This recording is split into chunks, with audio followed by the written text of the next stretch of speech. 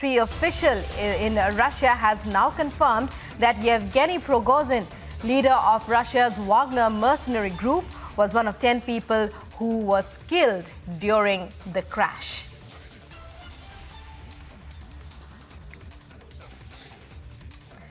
And this is news that's coming in. Yevgeny Prigozhin, leader of the Wagner mercenary group, which led an unsuccessful coup against Russian President Vladimir Putin, has been reportedly killed in a plane crash. The Russian Civil Aviation Authority, Rosaviatsa, has also confirmed this in a statement. The Russian Civil Aviation Authority has said that Prigozhin was on the list of passengers on the plane that crashed. It crashed on a flight from Moscow to St. Petersburg. All 10 people on the plane, including 3 crew members, died in the crash. Russia's emergency ministry has also said, according to the state news wire RIA Novosti, Russian officials say a man with Yevgeny Prigozhin's name was among the passengers without sharing further details.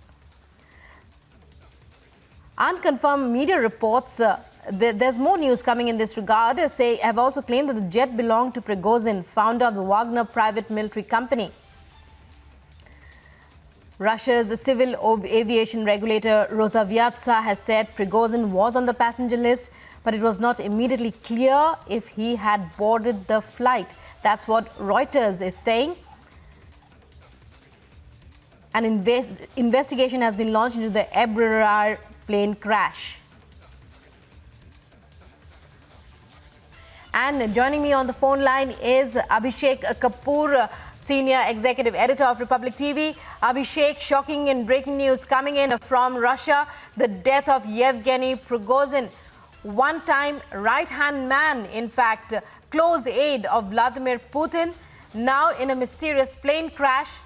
A statement has said that he was one of the 10 passengers who died in that crash. It's over to you to take us through what are the real details that you have. Well, Rukma, so initially there was some confusion whether Prigozhin was actually on the flight or not, because remember, after his mutiny and the possibility of him being targeted, the Wagner group had created some dummies with his name, but then now it seems it's proved that it was actually Prigozhin on the flight, which met with that crash 300 kilometers northeast of Moscow. It was a flight from Moscow to St. Petersburg in Russia.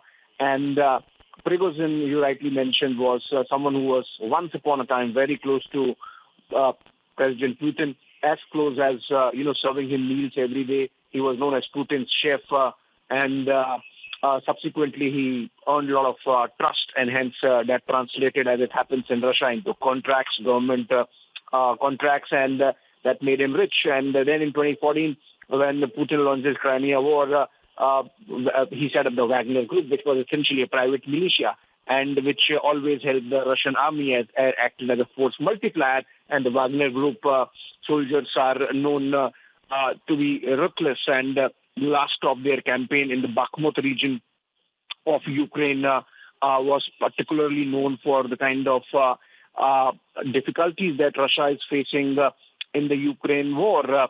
Subsequently, of course, the war ended in Bakhmut with Russians taking over, but it left some bad taste, and Prigozhin went public with it. Essentially, his charge was that the Russian army was neck deep in corruption, and that the support he expected as a private militia from the generals did not come. And that war of words really escalated, leading to a situation where in the month of June, we saw the Wagner Group launching a mutiny against the Russians, and Prigozhin himself, in fact, releasing a video in which he said that his army is going to march on to Moscow and capture Moscow. It was sort of an attempted coup. Obviously, it does not happen. It's not the official army. It's much smaller than the official Russian army. But then that was seen as a betrayal by President Putin. And since then, it was downhill. And a semblance of order was created, it seems, but it did not work out. So first, the Wagner Group withdrew to Belarus, which is an ally nation of Russia, and the peace deal between Putin and Prigozhin was in fact of the Russian forces, and then Prigozhin was procured by President Lukashenko of Belarus, in fact. And subsequently, it seemed like it's normal, but it was not, obviously. And so the first conjecture, obviously, is that because Prigozhin had crossed President Putin, and Putin does not like it, he has paid the price.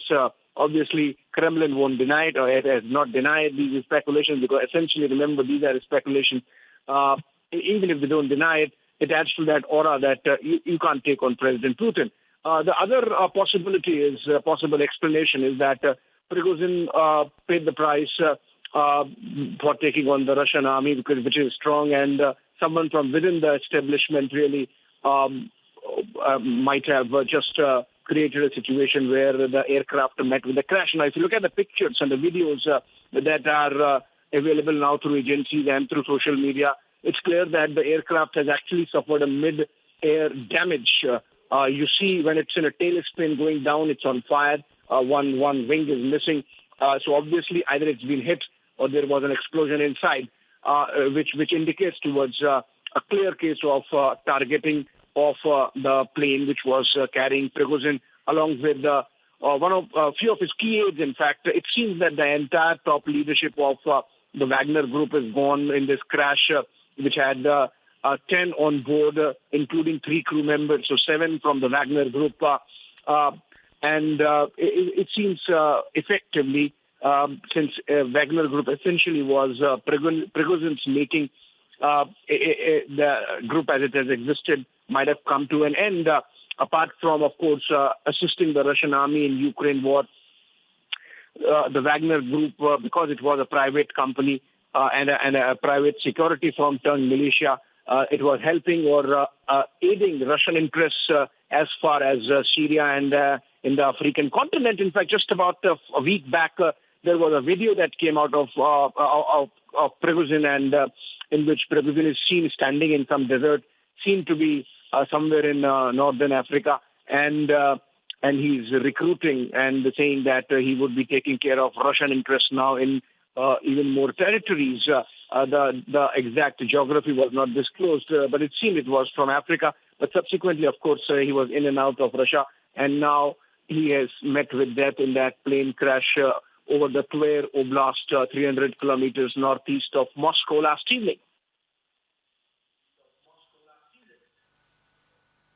Many thanks, Abhishek, for explaining that to us and for bringing us up to speed on all the details. So Yevgeny Prigozhin, one-time close aide, in fact, a chef at the Kremlin for Russian President Vladimir Putin, now reported to be one of the passengers killed in a plane crash north of the Russian capital, Moscow. The plane was on its way, as reports suggest, from Moscow to St. Petersburg. And Yevgeny Prigozhin, who had led that mutiny a short while back against the Russian president.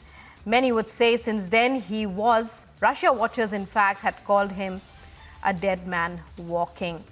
More details on that as the day goes on. Let's listen in. Even as reactions are coming in from other parts of the world, Russia watchers and other countries as well, US President Joe Biden speaking on the matter. Let's listen in. I said I'd be careful what I wrote in. I don't know for a fact what happened, but I'm not surprised. I said I'd be careful what I wrote in. I don't know for a fact what happened, but I'm not surprised.